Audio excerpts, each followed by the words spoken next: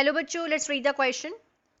Read the extract and answer the questions that follows. यहाँ पे हमें ये पैराग्राफ रीड करना है, फिर हमें 3 क्वेश्चन के आंसर करने हैं. तो पैराग्राफ पढ़ते हैं. The percentage of population that is economically active is an important index of development. The distribution of the population according to different types of occupation is referred to as the occupational structure. तो बोला गया है जो population का वो percent, वो प्रतिशत जो कि इकोनॉमिकली एक्टिव हो, वो एक बहुत इंपॉर्टेंट इंडेक्स होता है डेवलपमेंट के लिए. तो जो डिस्ट्रीब्यूशन होता है पॉपुलेशन का according to their different type of occupation, मतलब उसको क्या बोलेंगे, ऑक्यूपेशनल स्ट्रक्चर बोलेंगे कि अलग अलग जो पॉपुलेशन है वो अलग अलग किन किन उनका काम क्या है, किस ऑक्यूपेशन में है, तो उसको बोलते हैं occupational structure. The proportion of people working in different activities varies in the developed and developing countries. Developed nations have a high proportion of people in secondary and tertiary activities. बोला गया है जो प्रोपोर्शन है लोगों का जो काम करते हैं, अलग अलग एक्टिविटीज करते हैं, वो डेवलप्ड और डेवलपिंग कंट्री में अलग अलग है. अगर हम बात करें डेवलप्ड नेशन की, तो वहां पे ज्यादा से ज्यादा जो हाई प्रोपोर्शन है लोगों का, वो सेकेंडरी और टर्शरी एक्टिविटीज करती हैं. अगर हम डेवलप्ड नेशंस की बात करें तो सेकेंडरी एक्टिविटीज क्या होती हैं, मैन्युफैक्चरिंग वर्क, स्टील मैन्युफैक्चरिंग, तो ये सेकेंडरी हो गई.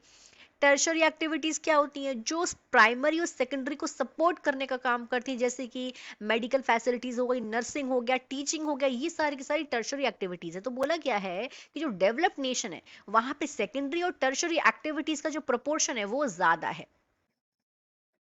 Developing countries tend to have higher proportion of their workforce engaged in primary activities. अगर हम बात करें डेवलपिंग कंट्रीज की, तो यहाँ के ज़्यादा से ज़्यादा लोग जो हैं वो प्राइमरी एक्टिविटीज़ में engaged हैं. Primary activities like agriculture, bee keeping, fishing, animal husbandry, ये सारी की सारी प्राइमरी एक्टिविटीज हैं. तो जो डेवलपिंग कंट्रीज हैं वो ज्यादा से वो वहाँ की जो पॉपुलेशन है वो ज्यादा इंगेज्ड है प्राइमरी एक्टिविटीज में. लेकिन अगर हम बात करें डेवलप्ड नेशन की, तो ये सेकेंडरी और टर्शरी में यहाँ पे लोग ज्यादा इंगेज्ड हैं. अगर हम बात करें इंडिया की, in India about 64% population is engaged only in agriculture. The proportion of population dependent on secondary and tertiary sector is about 13 and 20% respectively. बोला जा रहा है कि अगर हम इंडिया की बात करें तो यहाँ की जो पॉपुलेशन है वो 64% पॉपुलेशन तो यहाँ की सिर्फ इंगेज्ड है एग्रीकल्चर में. और एग्रीकल्चर क्या है, ये एक प्राइमरी एक्टिविटी है. तो जो प्रोपोर्शन है पॉपुलेशन का वो डिपेंड है सेकेंडरी और टर्शरी की. अगर हम बात करें तो सेकेंडरी सेक्टर में 13% पॉपुलेशन और टर्शरी में 20% पॉपुलेशन इंगेज्ड है लगभग. There has been an occupational shift in favor of secondary and tertiary sector because of growing industrialization and urbanization in recent times.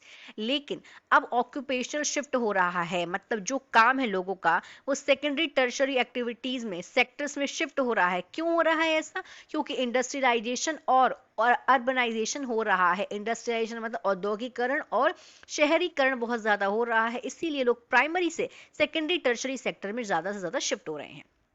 अब हमने यहाँ पे एक पैराग्राफ देखा, अब इस पे रिलेटेड यहाँ पे 3 क्वेश्चंस हैं, अब उन्हें हम करेंगे. First question is why do proportion of people in primary activities more in developing countries. कि जो प्राइमरी एक्टिविटीज हैं लोगों की डेवलपिंग कंट्रीज में वो ज्यादा क्यों हैं, प्राइमरी एक्टिविटीज क्यों ज्यादा कर रहे हैं डेवलपिंग कंट्रीज के लोग. तो आंसर है the primary sector will comprise the, जो प्राइमरी सेक्टर वो कंप्राइज करता है बिगर पार्ट ऑफ द इकोनॉमी. जो प्राइमरी सेक्टर है वो इकोनॉमी का बहुत बड़ा पार्ट को क्या करता है, कंप्राइज करता है. And this is the reason. Second point is, second यहाँ पे क्वेश्चन जो है वो है how does the occupational structure determine the level of development in a country. कि किस तरीके से ऑक्यूपेशनल स्ट्रक्चर है वो डिटरमाइन करता है लेवल ऑफ डेवलपमेंट किसी भी कंट्री का. Development is related to the occupational structure of the population. जो डेवलपमेंट है किसी भी कंट्री का वो उसके ऑक्यूपेशनल स्ट्रक्चर से बहुत ज्यादा रिलेट करता है. A higher percentage of the population is involved in primary occupation like agriculture, animal husbandry, forestry and fishing, which is seen in is a less developed country. अगर लोग ज़्यादा से ज़्यादा परसेंट जो पॉपुलेशन अगर वो इन्वॉल्व प्राइमरी ऑक्यूपेशन में रहेगी, जैसे कि एग्रीकल्चर हो गया, एनिमल हस्बेंड्री हो गया, फॉरेस्ट्री हो गया, फिशिंग हो गया, तो वो ये कहाँ पे देखने को मिलता है, ये डेवलप्ड कंट्रीज में कम देखने को मिलता है और जो डेवलपिंग कंट्रीज है वहां पे ये ज्यादा देखने को मिलता है। Third question, how does industrialisation and urbanisation lead to occupational shift, किस तरीके से जो है शहरीकरण और औद्योगिकरण वो लोगों को शिफ्ट कर रहा है, ऑक्यूपेशनल शिफ्ट कर रहा है इन दो रीजंस की वजह से, किस तरीके से उसको बताना है हमें। So the third question is urbanization and industrialization. There is a shift in the occupation from primary sector to the secondary sector.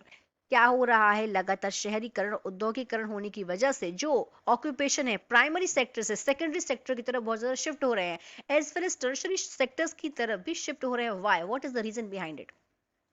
This means that there is a shift in occupation from agriculture to the industrial sector. इसका मतलब ये है कि जो occupation है वो खेती बाड़ी से, एग्रीकल्चर से किसकी तरफ शिफ्ट हो रहा है, इंडस्ट्रियल सेक्टर की तरफ शिफ्ट हो रहा है। This is because of increase employment opportunity in the industrial sector. इसकी वजह क्या है, क्योंकि जो इंडस्ट्रियल सेक्टर से वहां पे जो एम्प्लॉयमेंट्स की जो अपॉर्चुनिटी है वो बहुत ज्यादा इंक्रीज हो चुकी है, वहां पे और ज्यादा लोग चाहिए, इसलिए एग्रीकल्चर से लोग इंडस्ट्रियल सेक्टर की तरफ ज्यादा से ज्यादा लोग शिफ्ट हो रहे हैं। तो हमने यहाँ पे ये तीनों क्वेश्चंस कंप्लीट करे इस पैराग्राफ को रीड करने के बाद। I hope you understood it well. All the best.